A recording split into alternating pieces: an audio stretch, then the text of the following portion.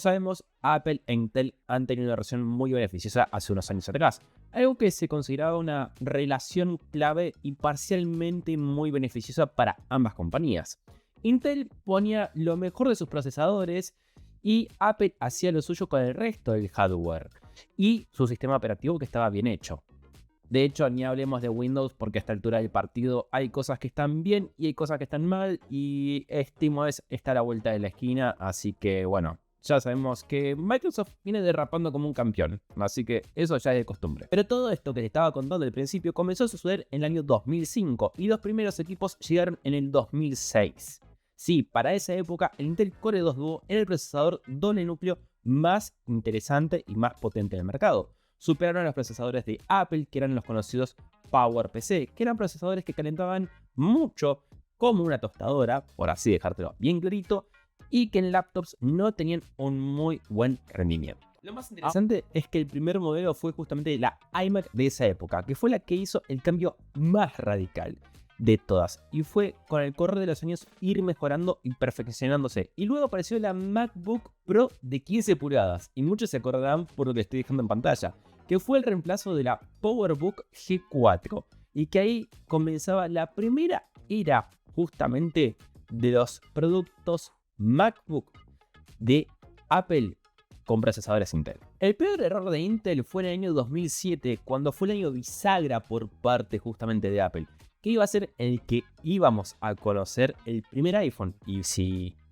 estás a la edad que más o menos tengo yo, unos 36 o algo, bueno, ya es a lo que me refiero.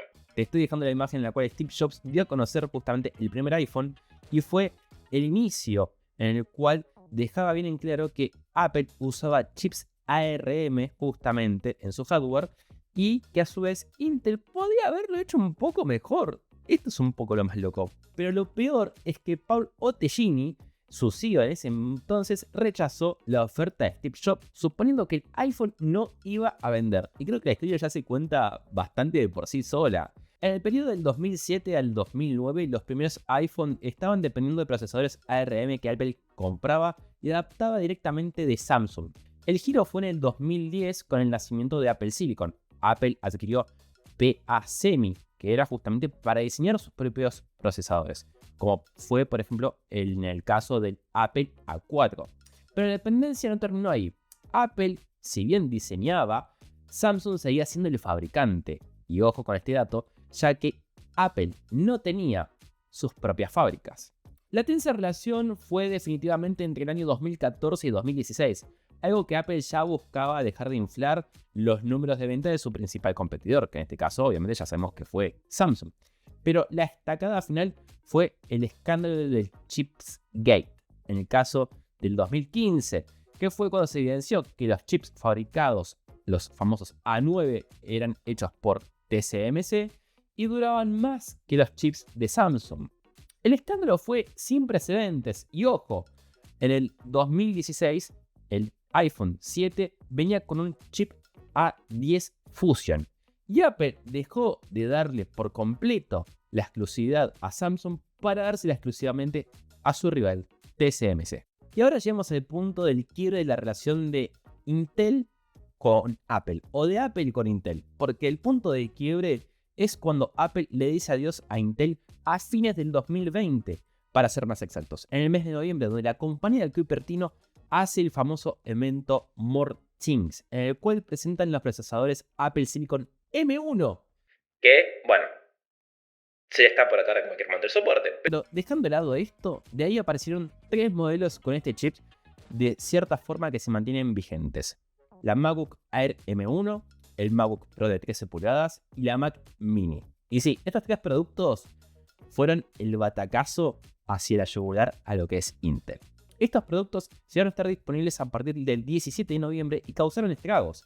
Es más de hacer volver a algunos fans muy queridos de Apple, que habían abandonado sus productos, a volver a comprarlos. Y lo interesante es que la MacBook Air dejó en claro que mantiene su concepto de MacBook como lo fue siempre y además con una disipación pasiva que sí, funciona. Y lo más interesante, que sin necesidad de un agregado. La batería dura el doble que los modelos anteriores de Intel Y además superó en comparaciones a las mejores versiones que supo tener con procesadores Intel de la época. Y literalmente les pasó el trapo. Tengamos en cuenta que la transición de Intel a Apple Silicon no fue inmediata. Esto llevó a la compañía a darle un tiempo para poder mudar sus productos a los diversos públicos que apuntaban. Y esto tengamos en cuenta que Apple seguía vendiendo productos de Intel con algunos procesadores, mientras aparecían los chips M1, lo cual sí, era una tarea bastante confusa y un poco conflictiva para el público que estaba buscando que los seniors de Apple o alguna persona especializada les puedan decir qué equipo comprar. Pero, en fin, ya sabemos cómo es esto. Cuando sale uno nuevo y tenés algo que es un poco viejo, te cuesta un poquito diferenciar qué es lo que más te conviene. Pero ya sabemos que lo nuevo es lo que más sirve, pero también lo viejo tiene sus pequeñas pros y contras. Pero dejamos esto de lado.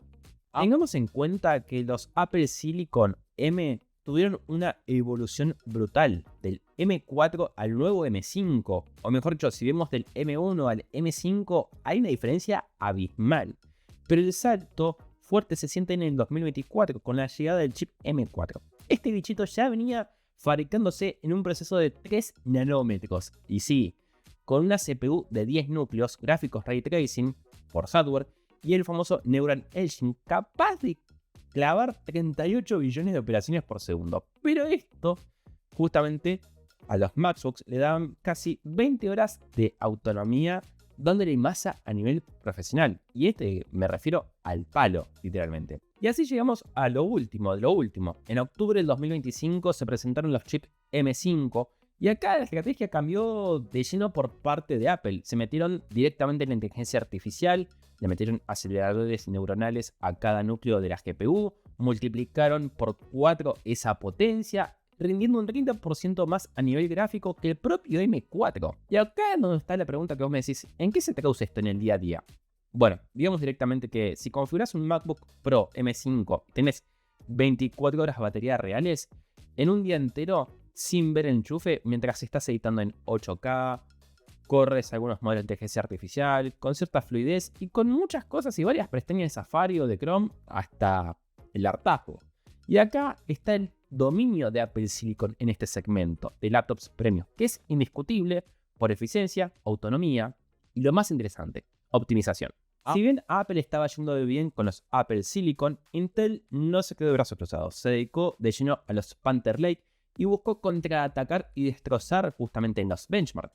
Ahora en la actualidad se habla mucho de que en las últimas semanas Apple e Intel están teniendo un intento de reconciliación y un regreso de relación para volver a fabricar juntos y mejorar algunos productos y mejorar radicalmente la innovación y en la estrategia a la vanguardia, que espero que sea algo así. Pero recientemente hubo información en algunos portales en el cual sí, efectivamente Intel estuvo mejorando bastante esos procesadores en los núcleos de eficiencia y potencia que se encuentran destinados a la inteligencia artificial. Mientras a Apple le estaba yendo bien, Intel no se quedó de brazos cruzados. Buscó contraatacar y mejorar sus benchmark. En la actualidad se habla mucho de que en las últimas semanas Apple e Intel están intentando recobrar esa confianza que se rompió en el año 2020 y un intento de reconciliación. Y a su vez están hablando de lo que se dice en los portales de poder fabricar productos juntos y mejorar radicalmente la innovación como también la vanguardia. Recientemente, algunos de estos portales dicen que Intel estuvo mejorando mucho sus procesadores en el núcleo de eficiencia y potencia, entre los que se destacan el uso de la inteligencia artificial. A estos procesadores hoy en día se los conoce con el nombre clave de Core Ultra Serie 3, o mejor conocido como Panther Lake. Y acá es donde se pone picante la cosa, porque estos chips vienen con una manufactura de un Intel 18A de 1.8 nanómetros. Y encima ya tiene una versión mejorada llamada 18AP, que promete un salto de técnica brutal. Y ojo, es muy radical. Ahora acá es donde se han filtrado los famosos benchmark. Y ojo con lo que voy a contar, porque Intel destrozó por completo a Apple Silicon. Y en especial en ciertos puntajes y aspectos obtenidos ya previamente. Por ejemplo, en las pruebas filtradas de Cinebench 24 Multicore, el procesador insignia Intel Core Ultra X9 388H clavó 1285 puntos. Y esto no es joda. Justamente superando los 922 que da el chip M5 base de Apple. Además del nivel gráfico que viene con la nueva arquitectura de Intel, que es XE3. Y Intel superó cómodamente las pruebas como 3D Mark a la GPU del M5 estándar. Y ojo, creo que podemos hacernos una idea de que seguramente se viene una buena relación o va a ser una relación fallida nuevamente. Está el otro tema, que es la gráfica bruta, el renderizado, el gaming pesado, el ray tracing y otros temas. Mientras Apple se cierra en su ecosistema y en sumar justamente la inteligencia artificial que ya sabemos que viene de la mano de Gemini con el acuerdo que firmó con Google, e Intel exprime sus nuevas tecnologías integradas con el XE3, Nvidia está jugando directamente en otra liga. Y es un jugador que sí, está comenzando a dar que hablar bastante.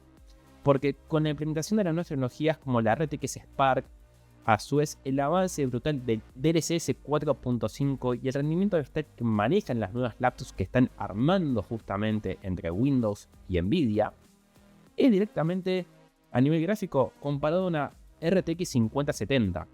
Y ojo, mientras tanto el equipo de la manzanita y del equipo azul van a tener que replantearse mucho su estrategia. Tengamos en cuenta que la RTX Spark en este caso, como dije, y es un paréntesis, es una competencia de Nvidia de plantarse justamente a Apple. Y esto es lo más interesante. Hay que ver a qué van a responder los chicos de Cupertino. Ahora ustedes se estarán preguntando, ¿y esta reconciliación por qué Apple vuelve con Intel? Bueno, vamos por partes. Mientras yo les explico, les voy contando. Lo interesante de todo esto es que claramente estamos ante un retorno que no parecía que iba a regresar y se está dando de forma natural. Pero ojo, tengamos en cuenta que la vuelta con Intel no es porque Apple vaya a meter sus procesadores dentro de una Mac, porque aparentemente estoy investigando, sino es porque apuntan varios rumores a que Apple va a usar las nuevas fábricas de nodos 18AP para mandar a imprimir sus propios procesadores de la M-Series del futuro, en este caso los Apple Silicon.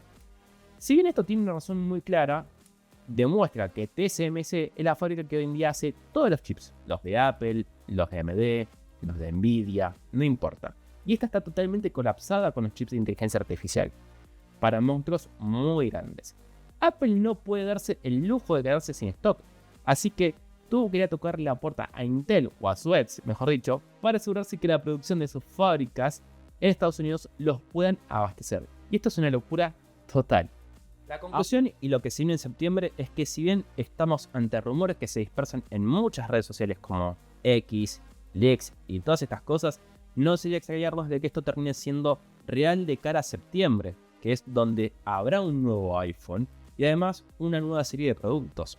Será el adiós a Tim Cook, que ya lo fue en el caso de la WWDC en especial, y en este caso sería un hola de nuevo CEO, que parece que traerá aparentemente el resurgir de Apple.